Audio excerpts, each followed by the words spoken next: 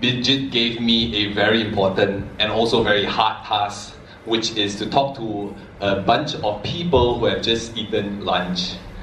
And probably half of you are thinking that now is probably the best time to sleep. So I'll try to make this as interesting as possible, and I will go straight into it, which will be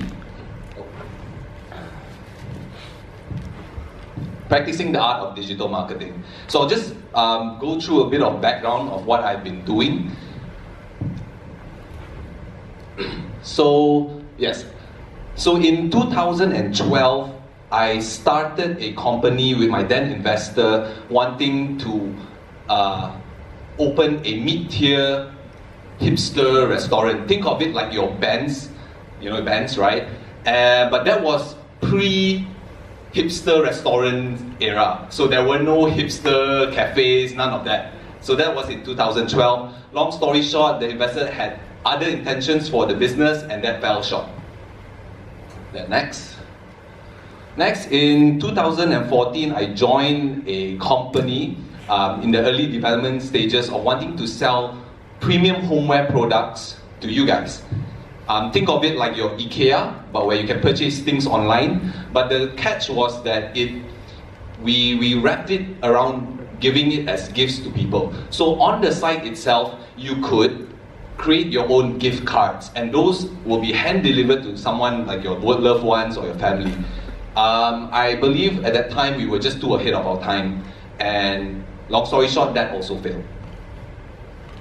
Then after the following year, I joined the same team again, developing the Uber of beauty, which everything now is an Uber of something, right? Is to do subscription-based models, subscription models for beauty and wellness services. So this was in the heat of when Joel Neo, CEO of Groupon, was doing K-Fit. But they were towards fitness, whereas we wanted to go into beauty and wellness, thinking that the turnover would be faster, meaning more subscription. I left then not too long after that, and I think the company went on to also acquire another Singapore rival. But I think as of today, so far, they've kept it on the low, and I think personally it failed, I failed. So that also. So throughout this entire period of a few years, I was having a full-time job in these areas. So I did B2B sales, creative agency, public relations, retail, event management, digital project management. So these are my full-time jobs right below.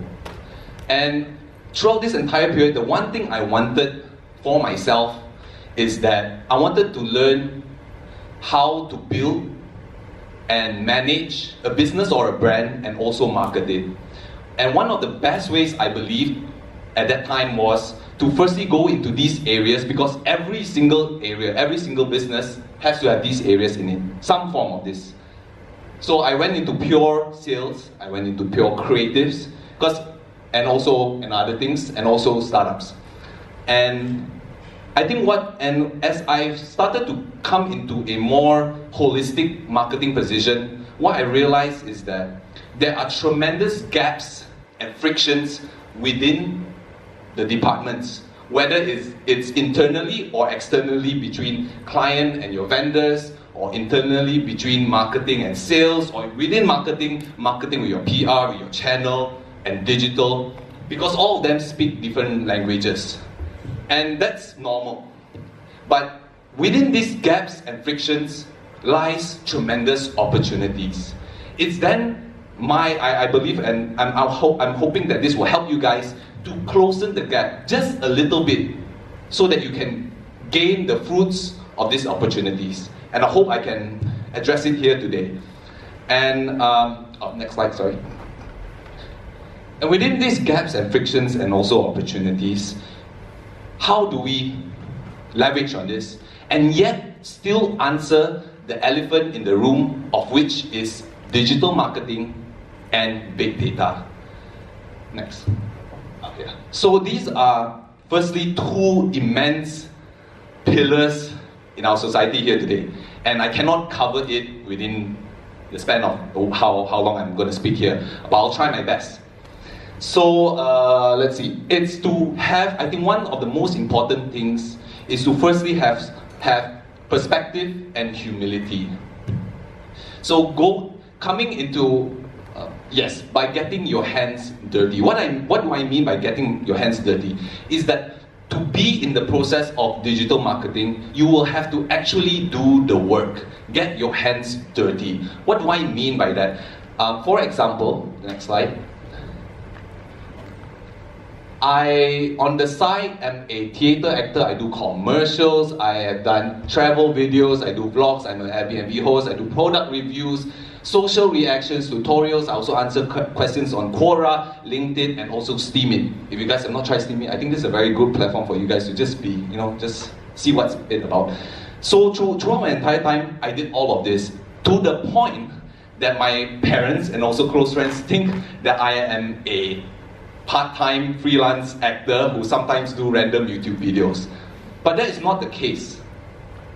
Of course, while I'm doing this, it is not simply, a lot of times, and I get hate comments that say, don't try to be an influencer, don't try to be this.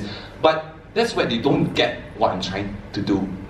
It is to firstly try to understand you guys, the market, on how you guys are reacting to these platforms that if you are going to create. So this is one thing. Regardless of where you are in your professional career, if you're trying to build a brand, sell a service, product, idea, whatever it is, you have to create content or information and put it in this digital space we call the internet, because that is what the currency of the internet runs on: content and information. So you have to start putting these things out. But I want to take it a step further. It's not only do you engage your creative agencies and all that to do these stuff, but to do it by yourself, for yourself, beyond what is outside of the brand. So personally, do it yourself. Because what I can tell you is, and what I can learn is that something that you cannot read based on articles, based on headlines, or something that people say. It is an experience you get which money cannot buy. It is like, the difference is reading about falling in love and actually falling in love. Reading about losing a loved one compared to actually losing a loved one. Or reading about a heartbreak versus actually experiencing a heartbreak. Everyone can agree that they are totally different experience. And if you try to then explain to someone who has never fallen in love or had a heartbreak before, it's like trying to explain color to a blind person. So why do I give these kind of examples is that I wanted to touch every single area by myself, getting my hands dirty in the process of what it takes to do creative work, putting videos, doing product reviews, yada yada yada, because these are the areas that I work with in my line of work. So that means if I'm working with influencers, I try to be an influencer. If I work with product reviewers, I try to be a product reviewer. And if you are in the service industry, you service your customers better. Because what you learn out of this, again, is something that money cannot buy. Next. So take, for example, Amazon, Jeff Bezos. This was an article that recently just came out. And that, did you know, if you have a service issue with Amazon today, that you can personally email Jeff Bezos, and this is his email, by the way. So in that article, he mentioned that this email, if you were to email him, there is a very high chance that he will read it. He will get someone to respond to it. So why does Amazon, can you go back one slide, sorry. So why does Amazon's founder, Jeff Bezos, want to do this? Amazon is probably the internet's biggest and also most valuable company. Why does he want to read customers' complaints? It's simple. Because he knows that he should never let his hands be clean and always try to make it dirty as possible. And to go back to where the root of what his service is about, customer service. So, and this is the quote that he gave, is that the thing I have noticed is when the anecdote and the data disagrees, the anecdote are usually right, and there is something wrong with the way you are measuring it. I think I missed out a slide earlier, is that, it's about having perspective and humility. When you do these kinds of things by yourself, you get a different perspective, of which you can then relate to others better. And you can also, but you need humility for that. A lot of people don't want to do videos because it's, well, not me, or you don't like how people will think of you or give a feedback. But you need humility. In this digital space, when you do videos, you are subject to the market's thoughts and opinions on you. That's just how the game is. So if you apply wanting to have different perspectives and also the humility, you can then, I believe you can achieve a learning process which is much greater than what other people are doing. So what does he mean by this quote is that the anecdote means feedback. So the thing I have noticed is when the feedback and the data disagrees, and the anecdote, the feedback, are usually right. So as much as this conference is about big data and how important it is, what Bezos realized is that he should never leave the ear in the street. As we focus on big data most of the time, I think what we lack is that this perspective of the end consumer, the everyday person. But that is also data.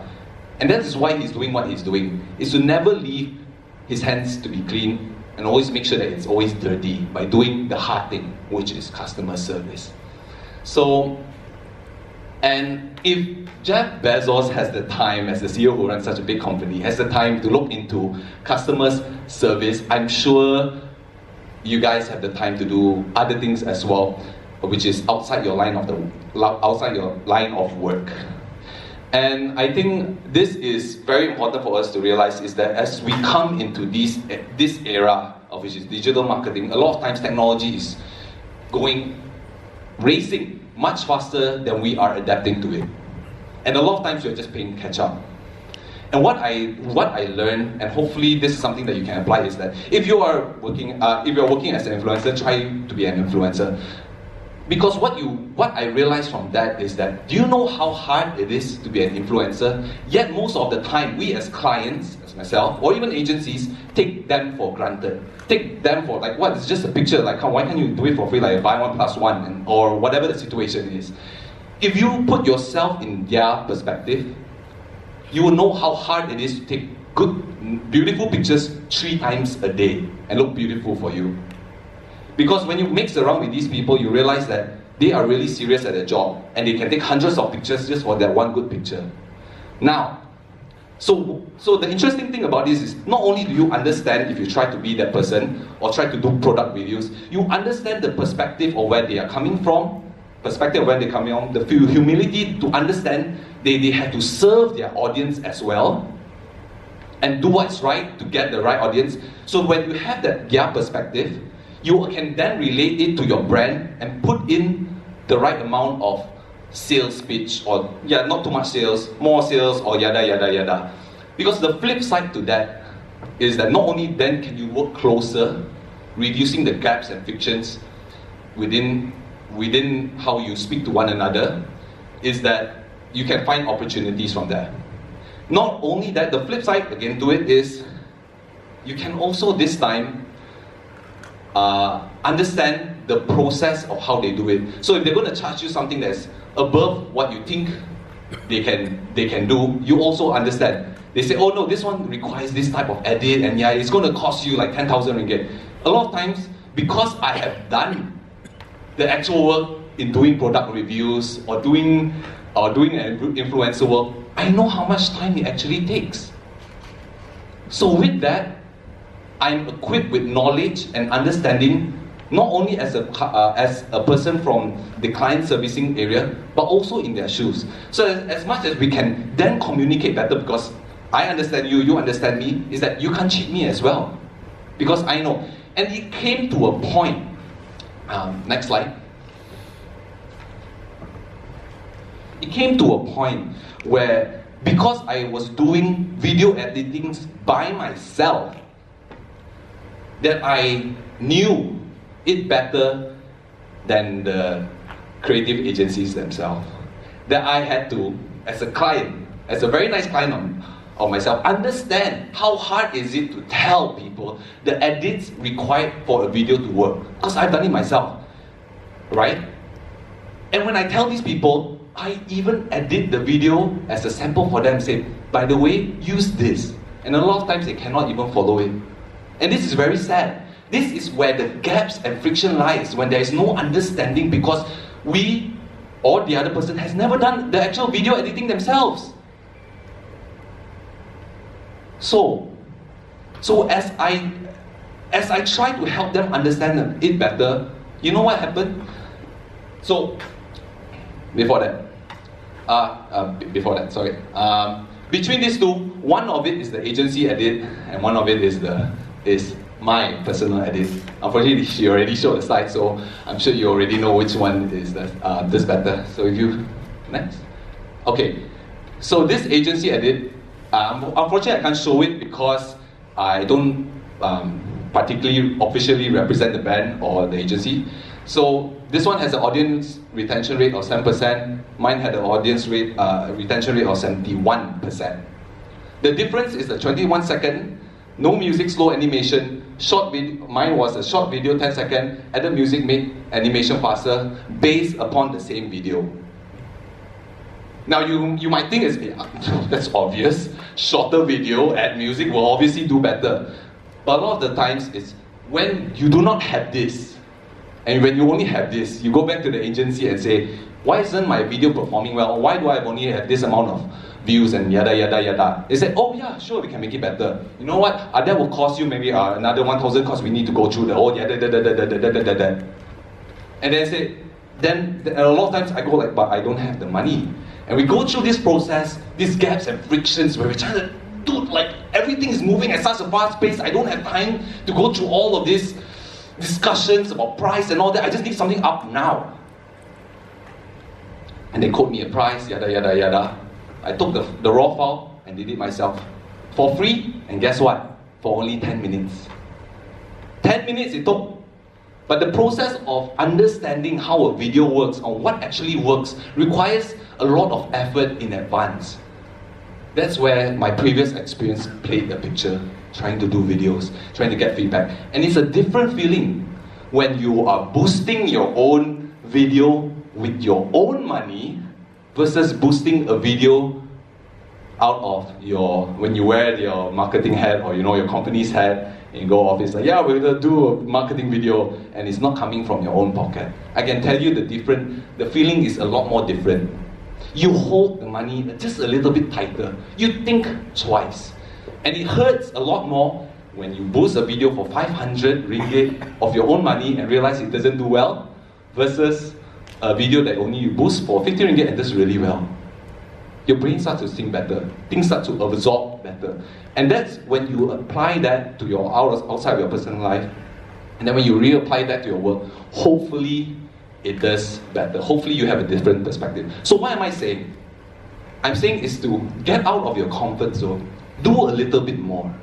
Understand the other person's perspective so that you can have an advantage. Advantage of understanding the other person, and also knowing that you can't get cheated in the process. Because then, I think also, it's how do you find good marketers, I think especially in my area, is that I try to look for people who have done things themselves, because the understanding is different. When I say about video editing and all that, we click, we move faster, and it's the same when you get the right agency as well. But you realize a lot of times, again, the agency charges a lot more than what actually is the work that you can achieve by yourself. So I'm actually saving the company a lot of money. So yeah, so this is basically what I have to say. I think I'm a lot faster than what I planned. Yeah. So that's about it. I think right now I can open it up to Q&A. If you guys have any questions, feel free to shoot them.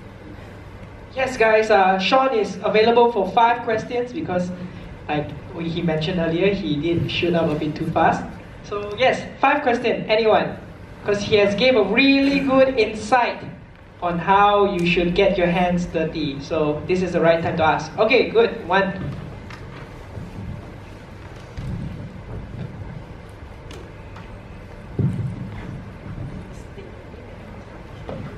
Hi Sean, Zach here. Zach, is it? Zim. Yes. So the question that I ask you is, what made you choose to go out of your comfort zone? Because I didn't have that thing until quite recently, and I believe that's something that is lacking in Malaysians in general. It's just that want to hey, I want to get out and do things. So what made you say, I can do better? I want to go into that perspective. I want to learn their point of view. It is simply because you don't have any other choice. When you're chasing technology and we're only playing catch up, the only thing you have to do is to then get your hands dirty in the process so that you can just be a little bit more advantageous to the next person or the next competitor. And when you do this process, again, the understanding and the experience you get will trump the next person who's doing the same thing, but he just tells the agency to do it, or just read a headline and just read about something that they have said, or something he heard, versus actually doing the work and experiencing it. Then you can move much faster. Like, I didn't even wait. While I was trying to negotiate with them, I already did this video and posted it up. So a lot of times you can save a lot of money and also time. But the work that you have to do in the background where nobody sees is a lot as well. But I really feel maybe my time is not here yet, but I feel this is the way forward, especially when you want to market something. And as you can see how everything has been commoditized already, it's just a matter of time that all of these is something that I feel that people will have to do themselves. It's just going to be like driving. But it's not for everyone. I'm not saying that you have to do it. You don't have to. But maybe just try to just step in their shoes for a while. That's all. I think that's better than not stepping in. Because a lot of times also, clients always see, and I always had this argument in my they don't even know what it, when I say viral video content creators, they have no idea what it is. Then I say YouTubers, and I say, oh. And this because, yeah, these are just nuances, I understand. But a lot of times when they want to do something, they say, no, I'm only interested in the reach, that's all. But you don't understand that, yeah, you can have these numbers, but what does it mean to the audience? And a lot of times it's because they lack perspective. And obviously, I'm not saying it's for everyone, but they also lack the humility to try different things and to understand the other person's perspective. So hopefully that this will then give you a better understanding as a whole. Because if everyone were to do it a little bit better, imagine the collaborations and imagine the opportunities when we can have when the gaps and frictions are slightly lesser. That's all. Then there is tremendous opportunity.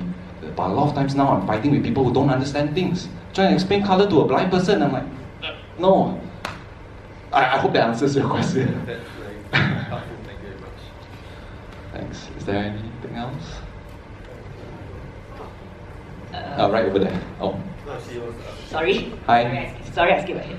Yeah. Hi, my name is Pien.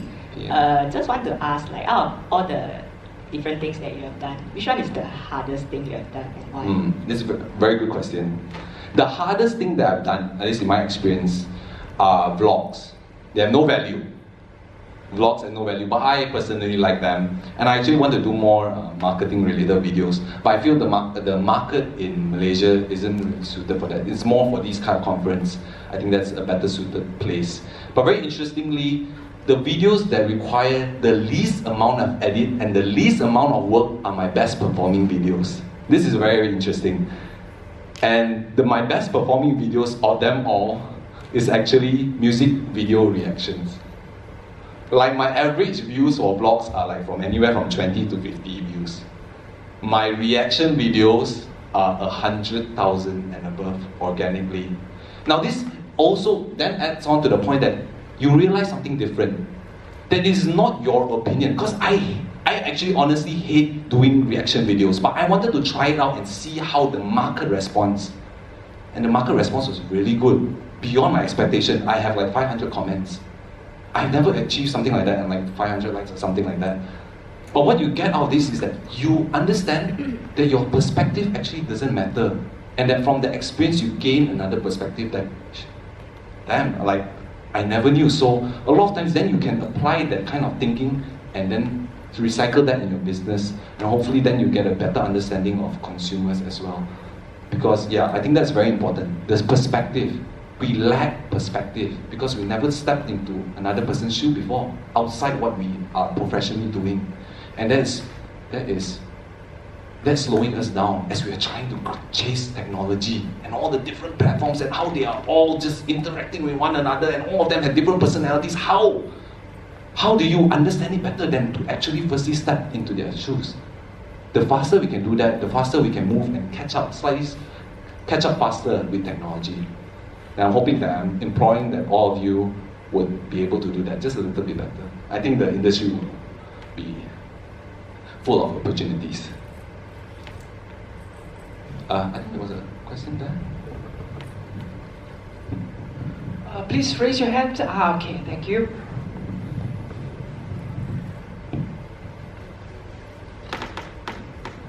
And it's just something very quickly also. Like, a lot of times people don't care about this. Okay, I can't say my boss. Like, people in general don't really see this. They don't want to get into too much details because they just want to see how much reach they can get. But a lot of times, these are the things between the line. I feel something like that really delivers the message. They feel the number, however big, will deliver the message better than something like this. Of course, it's arguable, but at a time where you have seen every single thing and you're just surrounded with it, something that retains longer just is closer to your heart. Yeah. Hi, this is Gwen here. Gwen. I do very much agree with you in getting your hands dirty to learn about stuff, but you only have one person, and your hands get dirtier and dirtier and dirtier because of technology, keep advancing, you need to learn, until the extent that you want to step out and draft a strategy for your digital, for your company itself, and you get yourself too dirty until you don't have time for that. So, do you have any advice on when is the right time to step out and to build a team to help you with? I think it will help. It's really about just maintaining the balance. If you want to start a team, like my team, no one does what I do, and I totally understand. Like, a lot of times, like, why am I even doing this? And you can't instill that in your team, because a lot of times they're just going to just do what you tell them to do. But that's okay as well. I think you can't expect them to do that as well. You can't expect them to keep up to your standards, because we're just different people and have different wants and needs. You make do. You just make do with what you have.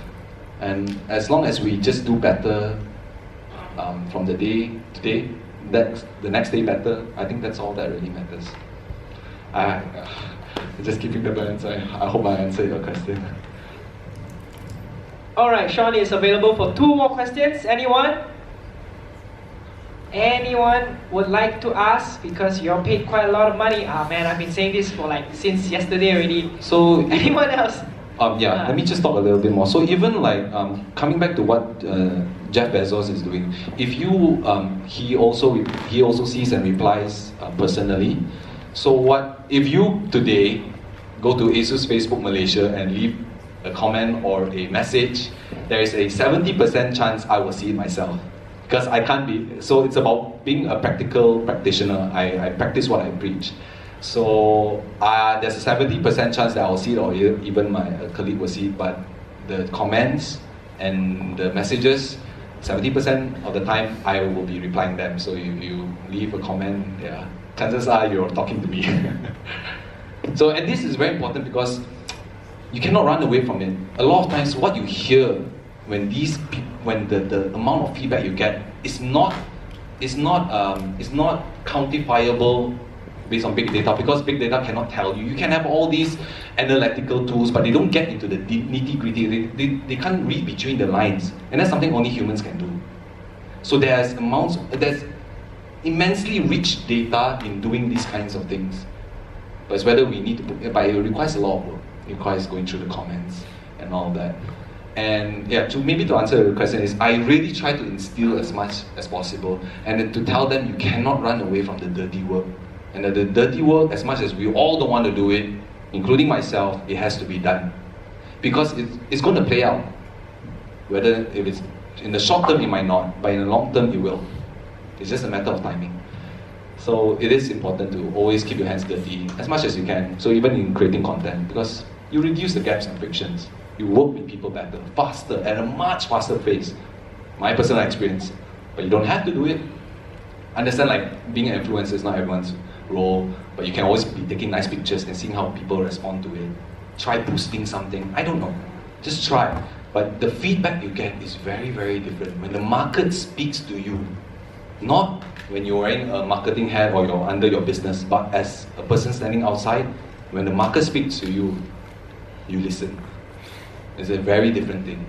I'm like getting goosebumps just speaking about it.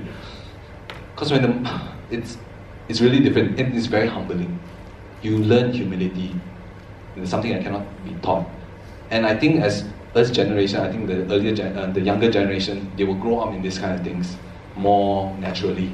So it's a matter of time that we will then be better brands, better humans in general. And the interesting thing about big data is that when you get the information of the consumers and then you latch it onto big data, it makes for a very compelling story.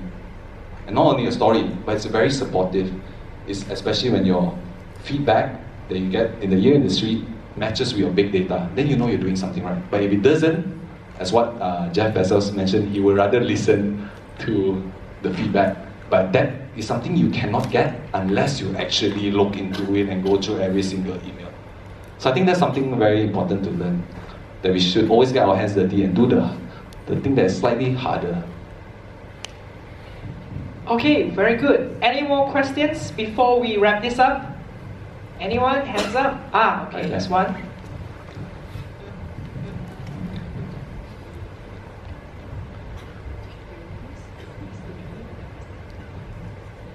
Hi, my name is Aijin. Hi. I wanted to ask you about, you were saying that there's a communication gap and people don't understand each other, and it's about perspective. So as an audience, we're like, okay, now we think we should get our hands dirty, but our colleagues, our other departments, they're not here, they're not listening to that. So as just someone in a company, how do you help to reduce the friction and to close the gaps with the people around you? That's a very hard question to answer. If you're trying to reduce gaps with someone who has never done the work, a lot of times it's going to be very hard, to be very honest. To this day, I don't know, I don't have the answer. But I think I try better in the work I'm particularly doing. So just in marketing or wanting to do a piece of content. A lot of times I try to give the management what they want or tell them in a story that they can understand. Yet when I try to still steer away and kind of follow my own intuition, because I'm talking to the market more than they are. So I try to meet that balance. But a lot of times it's a problem that is not going to go away. But as more people do it, hopefully that I can speak to some of you to just try it out and to understand a little bit better, it helps. That little bit will help a lot, really a lot. Okay, and that wraps up. No one else, right? Okay, and that wraps up his talk. Everyone, please give a round of applause to Sean.